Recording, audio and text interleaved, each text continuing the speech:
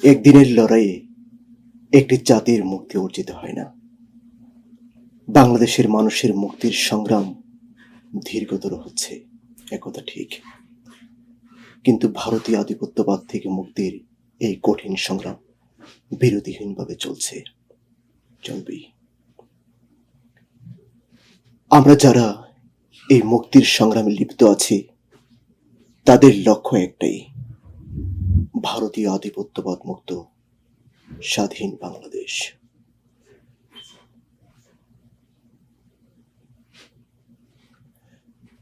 ভারতীয় পণ্য বর্জন আন্দোলনের শরিক অনেকের মুখেই একটি কথা শোনা যায়।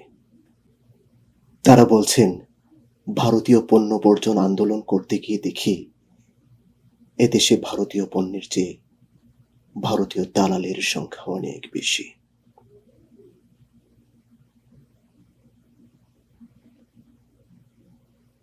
বাংলাদেশের মুক্তির সংগ্রাম দীর্ঘায়িত হওয়ার পিছনে এই ভারতীয় দালালদের দায়ও কম নয়। তার সাথে আছে বিরাট সংখ্যক উদাসীন, আত্মভোলা, সিদ্ধান্তহীন মানুষ, যারা সিদ্ধান্ত নিতে পারছেন না, তাদের করণীয় ঠিক করতে পারছেন না।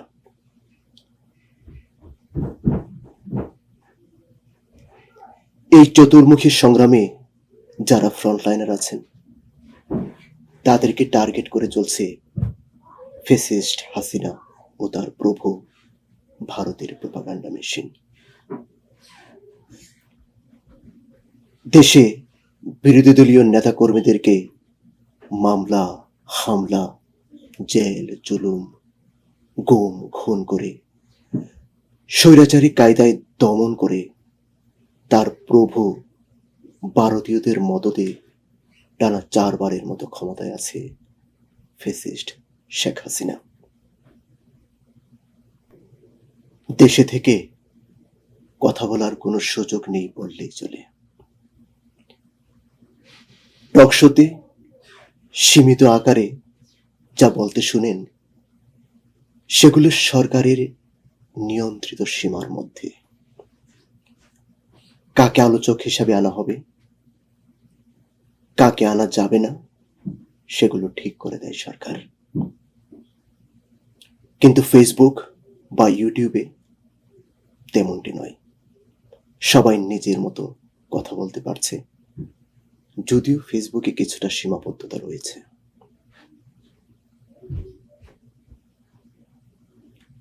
প্রবাস থেকে যেসব অনলাইন অ্যাক্টিভিস্ট ফ্যাসিস্ট হাসিনা ও তার সরকারের মধ্যযুগীয় বর্বর শাসনের বিরুদ্ধে প্রতিবাদ করছেন, তাদের মধ্যে ডক্টর পিনাকি ভট্টাচার্য, সাংবাদিক ইলিয়াস হুসাইন, ডক্টর কনক সরোয়ার, মনির হায়দার, অলিউল্লাহ নোমান, শাহেদ আলম অন্যতম। এই তালিকায় আমি শ্রদ্ধেয় সম্পাদক মাহমুদুর রহমানকে আনছি না, কারণ তিনি এক অনন্য উচ্চতায়। আমি যাদের নাম উল্লেখ করেছি, আশা করি তারাও সে কথা স্বীকার করবেন। এখানে ডক্টর পিনাকি ভট্টাচার্য ছাড়া অন্য সবাই পেশাদার সাংবাদিক ছিলেন। শ্রদ্ধেয় মাহমুদুর রহমান সাহেব শেষবেলায় বাংলাদেশের প্রথম সারির দৈনিক পত্রিকা আমার দেশের সম্পাদক হিসাবে অনেকদিন কাজ করেছেন। যদিও তিনি একজন খ্যাতিমান প্রকৌশলী এবং শিল্প উদ্যোক্তা, এর সব কিছুকে ছাড়িয়ে তিনি একজন মহান ব্যক্তিত্ব। আমার মতো অসংখ্য মানুষের রোল মডেল তিনি।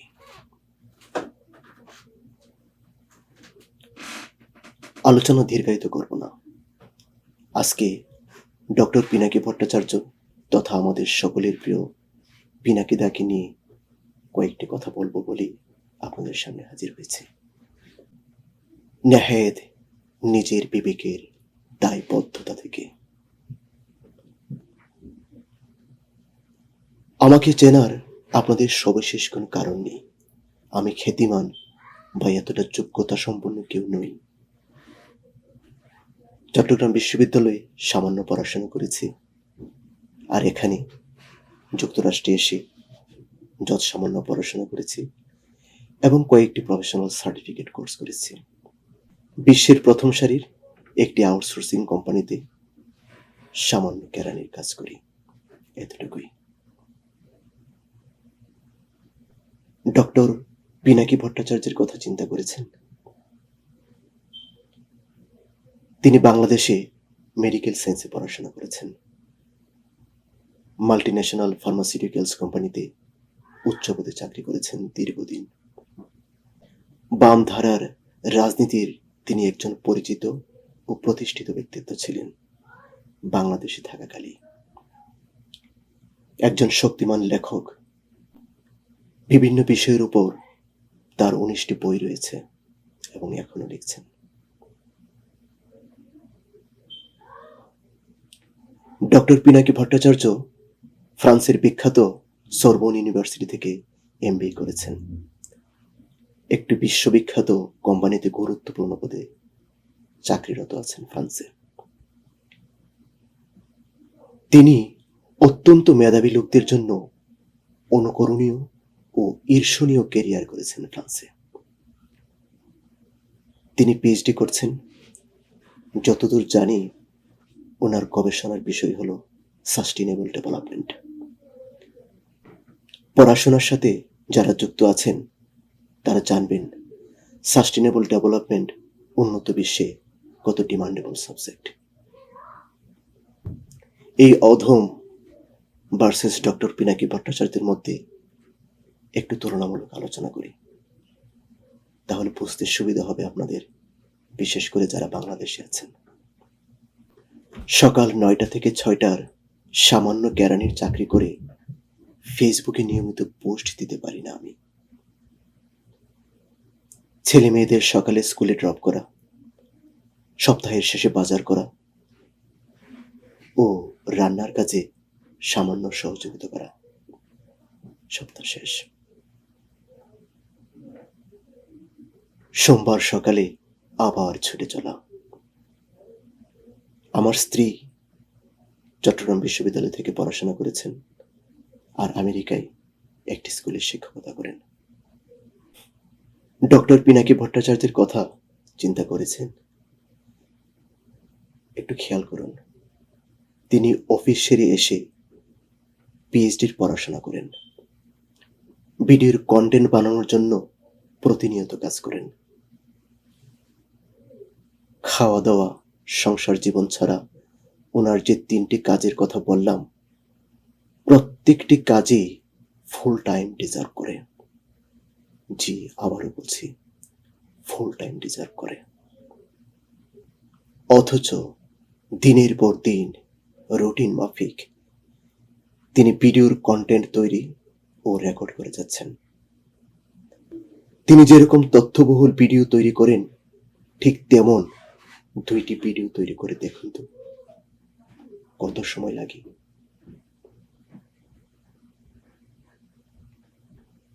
গুয়েবলসীয় কায়দায় যারা ডক্টর পিনাকি ভট্টাচার্যের ফেসবুক বা ইউটিউবের ইনকামের কথা বলছেন, তারা একটু মনোযোগ দিয়ে শুনেন প্লিজ।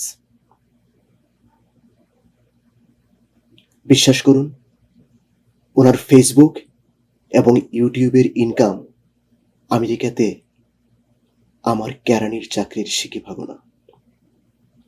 জি হ্যাঁ, সিকি ভাগো না।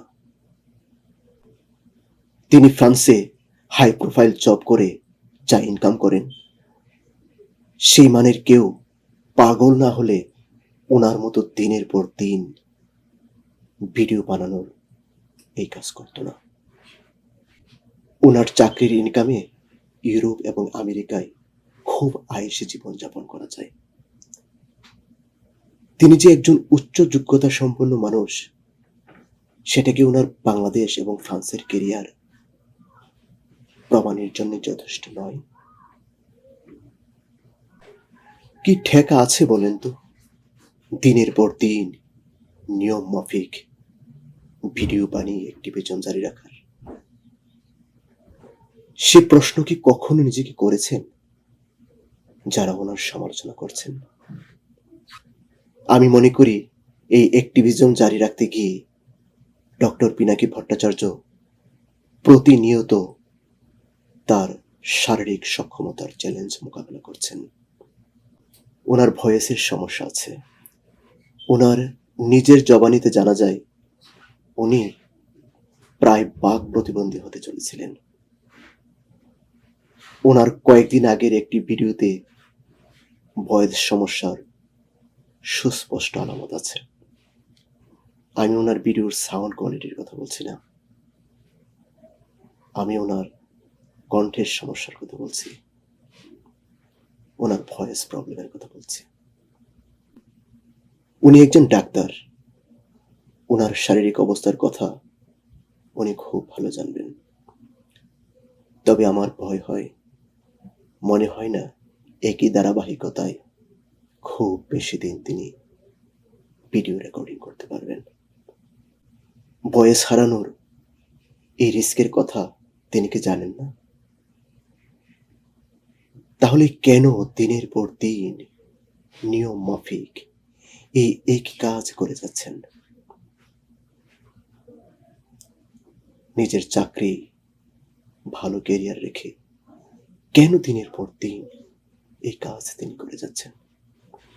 হ্যাঁ, আমি আমার নিজের জীবন দিয়ে জানি পিনাকি ভট্টাচার্যরা পাগল। বিশ্বাস করুন, অসম্ভব রকমের পাগলামি ছাড়া এই কাজটি এভাবে দিনের পর দিন রুটিন মাফিক চালিয়ে যাওয়া আদৌ সম্ভব না। কিসের সেই পাগলামি, সেটা কখনো চিন্তা করে দেখেছেন? দেশের প্রতি, দেশের মানুষের প্রতি কি অসামান্য মমত্ববোধ থেকে এই কাজটি তিনি করে যাচ্ছেন? কখনো ভেবে দেখেছেন কি খাঁটি দেশপ্রেম না থাকলে দিনের পর দিন, মাসের পর মাস, বছরের পর বছর এ কাজ চালিয়ে নেওয়া যায় না? এটা সম্ভব নয়। অনেকদিন আগে ফেসবুকে একটি পোস্টার দেখেছিলাম, তাতে লেখা ছিল, লড়াই করো, না লড়তে পারলে বলো, না বলতে পারলে সঙ্গ দাও, না সঙ্গ দিতে পারলে যারা কাজ করছে তাদের মনোবল বাড়াও। যদি তাও না করতে পারো, তবে যে পারছে তার মনোবল কমিয়ে দিও না, কারণ সে তোমার ভাগের লড়াই লড়ছে। জি, পিনাকি ভট্টাচার্য আমাদের ভাগের লড়াই লড়ছেন। বাংলাদেশের অসংখ্য নিপীড়িত মানুষের কণ্ঠস্বর পিনাকি ভট্টাচার্য। ফ্যাসিস্ট হাসিনা সরকারের নিষ্পেষণে দিশেহারা মানুষের পথের দিশারি পিনাকি ভট্টাচার্য। তাই স্বাভাবিকভাবেই ফ্যাসিস্ট হাসিনার দোসরদের অন্যতম টার্গেট হলেন তিনি। ভারত খেদাও আন্দোলনে সামিল বাংলাদেশের মুক্তিকামী জনতার বিশ্বাস, ডক্টর পিনাকি ভট্টাচার্যের উপর যে কোনো আক্রমণ প্রকারান্তরে বাংলাদেশের স্বাধীনতা ও সার্বভৌমত্বের উপরই আক্রমণ। আমি ডক্টর পিনাকি ভট্টাচার্যের নীরব দর্শকদের উদ্দেশ্যে বিনয়ের সাথে বলছি, আমরা মনে প্রাণে বিশ্বাস করি বাংলাদেশের মানুষের মুক্তির সংগ্রামে আপনারা আমাদের শুধু শুভাকাঙ্ক্ষী নয়, বরং আমাদের সহযোদ্ধা। ভারতীয় পণ্য বর্জন আন্দোলনে আপনারা সক্রিয়ভাবে শরিক আছেন। আপনাদের প্রতি বিনীত অনুরোধ থাকবে, আপনার ফেসবুক ফিডে প্রদর্শিত পিনাকিদার প্রতিটি পোস্টে লাইক কিংবা লাভ রিয়েক্ট দিবেন, সম্ভব হলে কমেন্ট করবেন। তাতে ভারত খেদাও আন্দোলনের কণ্ঠস্বর আরো জোরালো হবে। পিনাকি ভট্টাচার্য শুধু একজন ব্যক্তি নন, তিনি একটি প্রতিষ্ঠান, আমাদের ভারত খেদাও আন্দোলনের বাতিঘর। আমাদের মুক্তির মশালকে আমরা প্রজ্বলিত রাখবই। ভারতীয় পণ্য বর্জন আন্দোলন ও ভারত খেদাও আন্দোলন হল বাংলাদেশের গণমানুষের মুক্তির আন্দোলন। এই আন্দোলনের লক্ষ্য হল ভারতীয় আধিপত্যবাদ মুক্ত বাংলাদেশ, ফ্যাসিস্ট হাসিনা মুক্ত বাংলাদেশ, ভারতীয় দালাল মুক্ত বাংলাদেশ, যে কোনো বিদেশি শক্তির প্রভাব মুক্ত বাংলাদেশ, যে বাংলাদেশ পরিচালিত হবে দেশপ্রেমিক মানুষের দ্বারা, যারা বাংলাদেশের মাটি ও মানুষের স্বাধীনতা এবং সার্বভৌমত্বের অতন্ত্র প্রহরী, যাদের প্রথম বাংলাদেশ, যাদের শেষ বাংলাদেশ, যাদের জীবন বাংলাদেশ, যাদের মরণ বাংলাদেশ। আমরা সেই বাংলাদেশের স্বপ্ন দেখি, দেশে থাকি কিংবা প্রবাসে। সেই বাংলাদেশকে আমরা বুকে ধারণ করি। সেই বাংলাদেশের বৃষ্টি ভেজা মাটির গন্ধ মিশে আছে আমাদের সারা গায়ে, মিশে আছে আমাদের সত্তায়। আমাদের মহান পূর্বপুরুষগণ ব্রিটিশ বর্গীদের বিদায় করেছিলেন, পাক হানাদারদের বিদায় করেছিলেন। আমরাও ভারতীয় আধিপত্যবাদ এবং ভারতীয় দালালদেরকে পরাজিত করব। বাংলাদেশের সত্যিকারের স্বাধীনতা ও সার্বভৌমত্ব প্রতিষ্ঠা করব ইনশাল্লাহ। হৃদয় নিংড়ানো ভালোবাসা ও শ্রদ্ধা রইল পিনাকিদার জন্যে।